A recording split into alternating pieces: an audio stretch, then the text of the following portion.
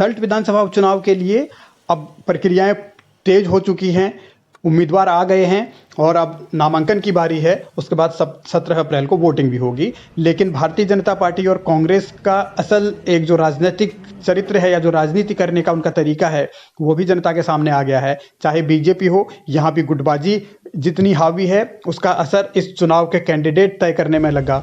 वही हाल कांग्रेस का भी है। यहाँ भी जिसका नाम चल रहा था या जिसको मजबूत दावेदार बताया जा रहा था उसको टिकट नहीं मिल पाया। बीजेपी ने उसी चेहरे को टिकट दिया है जिसकी चर्चा पहले दिन से थी, जिसका नाम हमने पहले भी बताया दिया था, महेश जीना, जो कि दिवंगत विधायक सुरेंद्र सिंह जीना के बड़े भाई हैं। उन महेश जीना को बीजेपी ने अपना उम्मीदवार बनाया है। और ये पहले क्यों नहीं किया, इसको लेकर बहुत सारे सवाल हैं। इन सवालों का जवाब संभवतः बीजेपी अभी देना नहीं चाह रही, लेकिन वक्त तय करेगा कि इस रूप में अगर उनकी दे रही हुई है तो इसका जो नतीजा होगा वो कैसा रहेगा। दूसरी तरफ कांग्रेस में जिसको प्रीतम सिंह और इंदिरा हृदय टिकट दिलाना चाहते थे, यानी रणजीत सिंह रावत के बेटे, उनको टिकट नहीं मिला, बल्कि गंगा पंचोली को वहां उम्मीदवार कांग्रेस ने बनाया है। प्रीतम सिंह दिल्ली में लगातार बैठकों में रहे, पार्टी के बड़े नेताओं से मिले, जो उनकी कमेटी है वहां मिले, लेकिन रणजीत रावत के बेटे विक्रम रावत को वो टिकट नहीं दिला पाए। इसके बाद भी अब कांग्रेस ये दावे कर रही है कि बीजेपी अब तक उनका मुंह ताक रही थी और अब बीजेपी को सल्ट में झटका लगेगा। सल्ट के विधानसभा उपचुनाव में भाजपा को अपनी हार सामने दिखाई दे रही है, इसीलिए उन्होंने भारी बहुमत के बावजूद, सरकार के 4 साल पूरा होने के बावजूद कांग्रेस के प्रत्याशी के नाम की घोषणा होने का इंतजार किया। सल्ट में कांग्रेस पार्टी की प्रत्याशी गंगा पंचोली जी भारी बहुमत से जीत हासिल करके 2022 के विधानसभा चुनाव में भाजपा की पराजय का संकेत देंगी।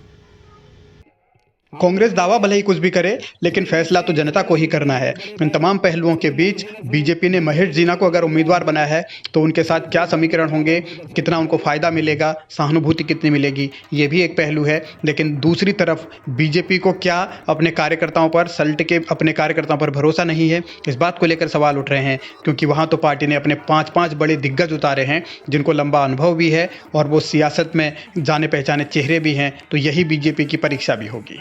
उसमें जो काम करने वाले लोग हैं वहां उसमें कैलाश शर्मा जो पूर्व विधायक रहे अल्मोड़ा के, वो भी उसमें रहेंगे।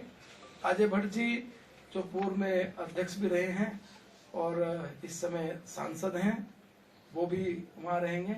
धन सिंह रावत जी उसमें रहेंगे, यशपाल आर्य जी उसमें रहेंगे, सुरेश भट्ट जी उसमें रहेंगे। इस प्रकार ये 5 हमारे वरिष्ठ नेता हैं जिनको अलग अलग करके वहां एक जिम्मेदारी दी गई है।